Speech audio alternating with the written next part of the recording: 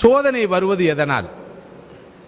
வாழ்க்கையின் யதார்த்தத்தை தெளிவாக புரிந்து கொள்ள வேண்டும். அல்லாஹ் சொல்கிறான், அல்லதி ஹலக்கல் மௌத்த வல் ஹயாத்த லியபுலுவக்கும் ஐயுக்கும் அஹ்சனு அமலா.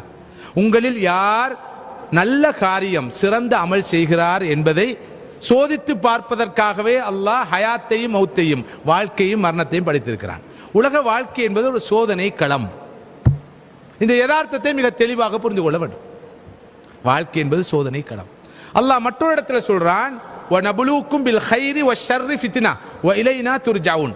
நாங்கள் உங்களை நன்மையை கொண்டும் சோதிப்போம், தீமையை கொண்டும் சோதிப்போம். இங்கு ரொம்ப சுவாரஸ்யமான விஷயம் என்னவென்றால், பலர் சோதனை என்றால் என்ன நினைக்கிறார்கள்? தொழில் இல்லையா சோதனை, வருமானம் குறைந்து விட்டதா சோதனை, குடும்பத்திலே யாராவது வஃபாத்தாகி விட்டார்களா சோதனை, வறுமை வந்து விடுகிறதா சோதனை. அது மாத்திரமல்ல சோதனை, வருமானம் ஒரு சோதனை, காசு பணம் ஒரு சோதனை, பணம் பட்டம் ஒரு சோதனை, அறிவு ஞானம் ஒரு சோதனை, வாழ்க்கையே சோதனை தான். எனவேதான் அல்லாஹ் சொல்கிறான், நன்மையை கொண்டும் சோதிப்போம், தீமையை கொண்டும் சோதிப்போம்.